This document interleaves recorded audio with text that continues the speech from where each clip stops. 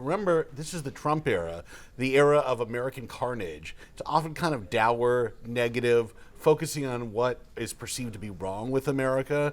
So we will see how this works out for Senator Scott. Welcome to the Debrief, where we talk with the Washington Examiner's top journalists about the headlines they're covering this week and where the story's going next. I'm Sarah Westwood, and I'm here today with magazine editor David Mark.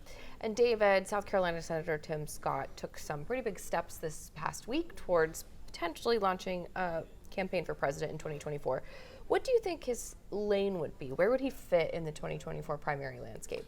Right. Senator Scott opened an exploratory committee, which basically is like one step short of actually declaring for president. It's almost assured that he's going to run for president. The thing about Senator Scott, he's been in the Senate about 10 years now, had one term in the House before that. He's running on an optimistic, forward-looking message, kind of Ronald Reagan style, which you usually think would be the lane to run in for Republicans. But remember, this is the Trump era, the era of American carnage. It's often kind of dour, negative, focusing on what is perceived to be wrong with America. So we will see how this works out for Senator Scott. I think he would have some tough obstacles to begin with in terms of fundraising. He's not that well known nationally, but we will see. Does he, do you think, have any crossover appeal with Trump voters? Like, for example, Florida Governor Ron DeSantis has some obvious crossover appeal because he has some of that same bombastic style. Would Tim Scott be able to peel away any Trump voters, do you think? Well, Scott is trying to get at that kind of notion. He actually, in his campaign video that launched this exploratory committee, he was at Fort Sumter, South Carolina, which of course is where the Civil War opened, and he basically blamed Democrats for a litany of the country's ills without quite saying they're engaging in civil war, but going right up to the line. So I think he's trying to get that message in subliminally. I just think it's the kind of political era where you have to hit your opponents over the head.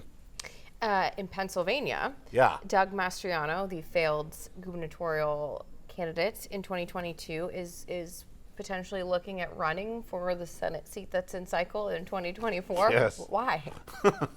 Some people can't get enough of losing, but it's probably nobody more excited about a Mastriano Senate candidacy than Democrats in Pennsylvania. The thing is, Mastriano has a near lock over the base. If it's a contested primary with, say, David McCormick, who's a former George W. Bush Treasury Administration hedge fund guy, super wealthy, but pretty much a mainstream Republican, Mastriano is going to win that primary. The problem is he just can't win in the general election. And this is the problem that Republicans have had nationally in 2022. Also in Pennsylvania, there was Mehmet Oz. In Arizona, Blake Masters, the Republican Senate candidate, Herschel Walker in Georgia, several others.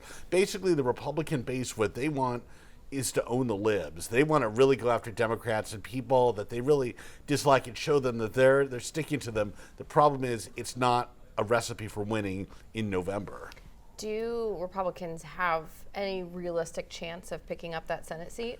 It's a tough one to begin with because the Democratic incumbent is Senator Bob Casey, a Democrat first elected back in 2006. His father was governor of the state, famous last name. He's pretty popular there. There's not a lot of reason to think he has any scandals or anything like that. Having said that, it's Pennsylvania, and it's going to be close at any time, particularly if the other guy, David McCormick, with his hundreds of millions of dollars, could somehow break through. Maybe it could be more competitive. Well, David, thank you so much for being here today. Thank you. You can get more writing from David and the rest of the political team at washingtonexaminer.com.